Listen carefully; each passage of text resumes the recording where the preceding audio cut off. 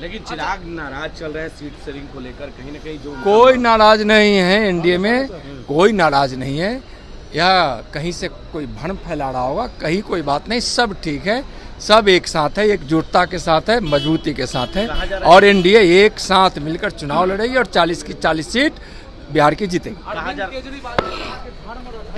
जी ये बताइए कि ये कैसा इंडिया गठबंधन है?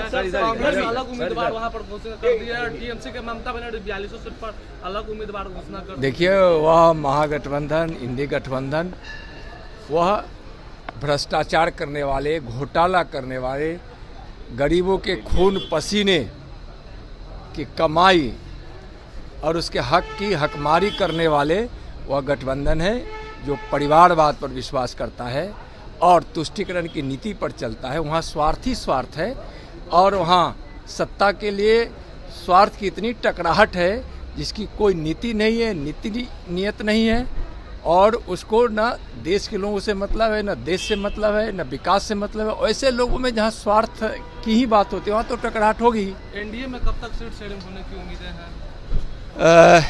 आपको पता चल जाएगा, लेकिन जल्द ही। लेकिन चिराग नाराज चल रहे हैं सीट शेयरिंग को लेकर, कहीं ना कहीं जो कोई नाराज नहीं है, एनडीए में कोई नाराज नहीं है।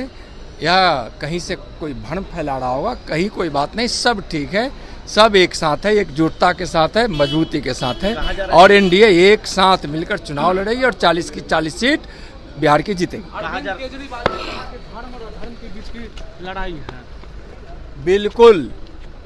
धर्म का मतलब क्या है? धर्म का मतलब है जो न्याय पथ पे चले। धर्म का मतलब है जो अपनी मातृभूमि के लिए, देश के लिए, देशवासियों के लिए काम करे। जहाँ न्याय की व्यवस्था हो वहाँ धर्म है, जहाँ सत्कर्म है वहाँ धर्म है। तो धर्म और अधर्म के बीच की लड़ाई है। धर्म आज मोदी जी के साथ है, धर्म न्याय मोदी जी के साथ है और अधर्म का मतलब है जहाँ अत्याचार हो, घोटाला हो, भ्रष्टाचार हो, अनीति हो और देश को लूटने का काम करता हो, जो अपने निजी स्वार्थ के लिए, अपने परिवार के लिए, अपने सत्ता के लिए, अपने कुर्सी के लिए अधर्म के रास्ते पर चलते हो। केजरीवाल जैसे लोग और महागठबंधन जैसे लोग अधर्म के पथ पर चलने वाले हैं, वे लोग अधर्मी। सर, अमित शाह बोले भूमाफियाओं को उल्टा लटका देंगे, इसका असर देखने को मिल रहा है।